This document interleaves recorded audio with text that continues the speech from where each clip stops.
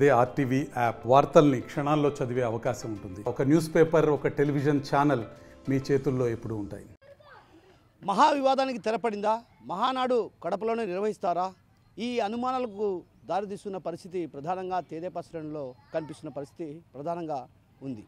అయితే మహానాడులో ఏకపక్ష నిర్ణయాలు ఒంటెద్దు పోకడలే పార్టీలో కొంత మహానాడు వివాదానికి దారితీసిందన్నటువంటి ఆరోపణలు కూడా బలంగా వినిపిస్తున్నాయి. ఈ నేపథ్యంలో ఉన్న రాష్ట్ర అధ్యక్షులు పల్లా శ్రీనివాసరావుతో పాటు మంత్రులు కూడా స్థల పరిశీలనకు వచ్చిన నేపథ్యంలో కూడా ఒక్కసారిగా కూడా ఏదైతే ఎన్జిఓ ప్లాట్లు, అదేవిధంగా మిగతా ప్రాంతాలు ఏదైతే అలంగాన్పల్లె వద్ద ఉన్నటువంటి రెండు ప్రాంతాలు, సాక్షి ఆఫీస్ కావచ్చు, అదేవిధంగా ఎయిర్పోర్టుకు సమీపంలో ఉన్నటువంటి స్థలాలను పరిశీలించారు. అయితే ఆ నేపథ్యంలోనే ఒక్కసారిగా ఏదైతే అలంగాన్పల్లె లక్ష్మిరెడ్డి అంటే టీడీపీ నేత లక్ష్మిరెడ్డికి సంబంధించినటువంటి భూమి ఆక్రమించుకున్నారంటూ కూడా దళితులతో ఒక రకంగా ఒకరు ప్రోద్బలంగానే ఈ ధర్నా నిర్వహించి ఒక రకంగా పల్లా శ్రీనివాస్ను అడ్డుకున్నారన్నటువంటి ఆరోపణలు కూడా బలంగా వినిపిస్తున్నాయి. మరోవైపు ఏదైతే అక్కడ ఎన్జిఓ ప్లాట్లు ఉన్న ప్రాంతంలో అంటే చిన్నచౌకు పరిసర ప్రాంతాల్లో శంకరాపురం ఆ ప్రాంతానికి సమీపాన్ని ఉన్నటువంటి అంటే సబ్ జైలుకు సమీపంలో ఉన్నటువంటి ఎన్జిఓ ప్లాట్లలో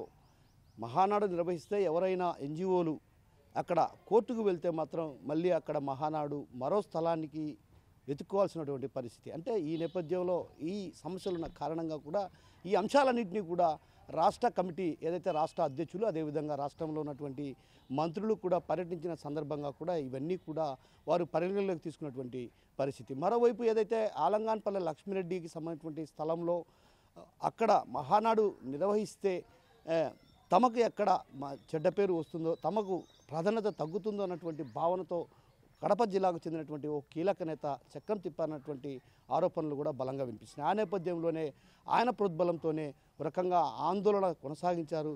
ఏదైతే అక్కడ స్థల వివాదాలు లేవన్నటువంటి వాదనలు కూడా కొంతమంది సీనియర్లు కూడా వ్యక్తం చేసిన పరిస్థితి. అయితే ప్రధానంగా ఏదైతే మహానాడు నిర్వహించాలంటే జిల్లాలో ఉన్నటువంటి ఎమ్మెల్యేలు కావచ్చు, అదేవిధంగా ఇన్ఛార్జీలను సమన్వయం చేసుకొని వారందరితో కలిసి అక్కడ స్థలాలను పరిశీలించి ఆ తర్వాత నివేదిక ఇవ్వాల్సినటువంటి పరిస్థితి ఉంది. అయితే అలా జరగలేదన్నటువంటి వాదనలు కూడా అక్కడ ఉన్నటువంటి ఎమ్మెల్యేలు కావచ్చు, అదేవిధంగా ఆ ప్రాంతానికి సంబంధించినటువంటి టీడీపీ ఇన్ఛార్జీలు, అదేవిధంగా సీనియర్ నేతలు కూడా ఈ విషయాన్ని స్పష్టం చేసినట్టు తెలుస్తుంది. మరికొందరు సీనియర్ నేతలు ప్రధానంగా మహానాడు అంశంపై ఇప్పటి వరకు కూడా చర్చించని కారణంగా కూడా మహానాడుకు దూరం కావాలన్నటువంటి భావన కూడా అటు కొందరు సీనియర్లు వ్యక్తం చేసినటువంటి పరిస్థితి ప్రధానంగా కనిపిస్తుంది. అయితే ఆ నేపథ్యంలోనే ఏదైతే రాష్ట్ర కమిటీ నివేదిక కూడా సీఎం చంద్రబాబుకి ఇచ్చినట్టు తెలుస్తుంది. అయితే ఇక్కడ టెక్నికల్ టీం వచ్చి ఏదైతే స్థలాన్ని పరిశీలించి ఆ తర్వాత నిర్ణయం తీసుకుంటారన్నటువంటి వాదనలు కూడా బలంగా వినిపిస్తున్న నేపథ్యం. అయితే ఒక రకంగా మహానాడు వివాదానికి దారితీసినటువంటి క్రమంలో కూడా ఒక రకంగా ఏదైతే టీడీపీ పోలిట్ బ్యూరో సభ్యులు ఏకపక్షంగా ఒంటెద్దు పోకడల నిర్ణయాల కారణంగానే మహానాడు వివాదానికి దారితీసిందని కొందరు సీనియర్లు కూడా మంత్రుల దృష్టికి తీసుకెళ్లడంతో మంత్రులు కూడా అందరినీ కలుపుకొని పోవాలని అసలు చంద్రబాబు ఆదేశాలు జారీ చేసినప్పటికీ ఎందుకు ఆ దిశగా అడుగులు వేయలేదని కూడా ఒక రకంగా ఆయన ప్రశ్నించినట్టు సమాచారం. ఆ సమాచారం నేపథ్యంలోనే ఒక్కసారిగా కూడా అటు స్థల వివాదానికి దారితీస్తుంది. మహానాడు అసలు ఇక్కడ జరుగుతుందా లేదన్నటువంటి వాదనలు కూడా బలంగా వినిపిస్తున్నాయి. ఎందుకంటే ఈ అనుమానాలు ప్రధానంగా టీడీపీ శ్రేణుల్లోనే కనిపిస్తున్న పరిస్థితి. ఇందుకు ప్రధాన కారణం ఏదైతే కేవలం పోలిట్ బ్యూరో సభ్యులు శ్రీనివాసులరెడ్డి మాత్రమే స్థలాలను పరిశీలించారు. ఏదైతే ఎన్జిఓ ప్లాట్లలో, అదేవిధంగా సాక్షి ఆఫీస్ సమీపం ఉన్నటువంటి ప్రాంతంలో, మరో ప్రాంతాల్లో ఇట్లా 3 ప్రాంతాల్లో పరిశీలించారు. అయితే ఆ నేపథ్యంలోనే తమకు సంబంధించినటువంటి దాదాపు 100 ఎకరాల భూమి ఉందంటూ కూడా టీడీపీకి సంబంధించినటువంటి ఆలంగాన్పల్లి మాజీ జెడ్పీ చైర్మన్ లక్ష్మిరెడ్డి కూడా ఈ విషయాన్ని తెదేపా శ్రేణుల దృష్టికి తీసుకెళ్లారు. అయితే ఆ క్రమంలో అక్కడ మహానాడు నిర్వహిస్తే అంటే ఒక రకంగా డ్యామేజ్ అయ్యే పరిస్థితి ఉన్న నేపథ్యం కాబట్టి ఖచ్చితంగా అడ్డుకోవాలన్నటువంటి భావనతోనే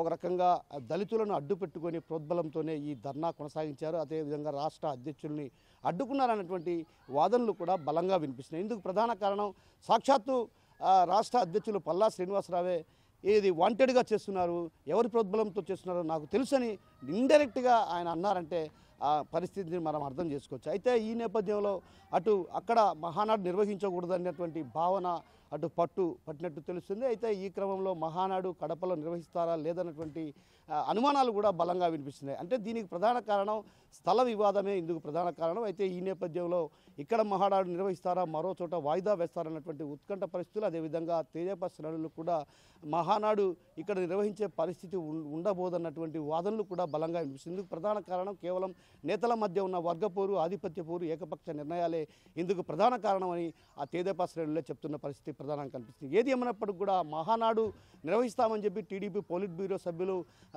పోలిట్ బ్యూరో సమావేశంలో వెల్లడించడం, ఆ తర్వాత చంద్రబాబు అందుకు అనుమతి ఇవ్వడం, ఆ తర్వాత స్థల సేకరణ చేయాలి, సమన్వయం చేసుకోవాలి, అందరూ పార్టీ నేతలతో కూర్చొని బైఠాయించి ఆ స్థల సేకరణ విషయంలో కూడా అందరితో చర్చించి ఒక నిర్ణయం తీసుకుని ఆ తర్వాత రాష్ట్రానికి నివేదిక ఇవ్వాలని కూడా ఆదేశాలు జారీ చేశారు. అయితే ఆ క్రమంలోనే ఆయన 3 చోట్ల స్థలాలను పరిశీలించారు. అయితే ఆ 3 చోట్ల స్థలాలను పరిశీలించిన నేపథ్యంలో అక్కడ ఉన్నటువంటి సీనియర్ నేతలను కూడా ఎవరు కూడా చర్చించినటువంటి పాపాన పోలేదన్నటువంటి విమర్శలు కూడా ప్రధానంగా వినిపిస్తున్నాయి. అయితే ఆ నేపథ్యంలోనే సీనియర్లంతా కూడా ఒక్కసారిగా అటు జిల్లా పర్యటనకు వచ్చినటువంటి నేపథ్యంలో కూడా సీఎం చంద్రబాబు దృష్టికి, అదేవిధంగా జిల్లా పర్యటనకు వచ్చినటువంటి మంత్రుల బృందం, అదేవిధంగా రాష్ట్ర అధ్యక్షుల దృష్టికి తీసుకెళ్లడంతో ఇది స్థల వివాదానికి దారితీసింది. అయితే ఈ క్రమంలో మహానాడు ఇక్కడ నిర్వహిస్తారా లేదన్నటువంటి అనుమానాలు బలంగా వినిపిస్తున్న నేపథ్యంలో మరికొద్ది రోజుల్లో ఏదైతే టెక్నికల్ టీం ఇక్కడికి వచ్చి ఆ తర్వాత స్థలాన్ని పరిశీలించి ఒక రకంగా నిర్దేశించిన తర్వాతే మహానాడుకు ఏదైతే శరవేగంగా పనులు సాగే అవకాశాలు ఉన్నాయి. అయితే ఇందులో ప్రధానంగా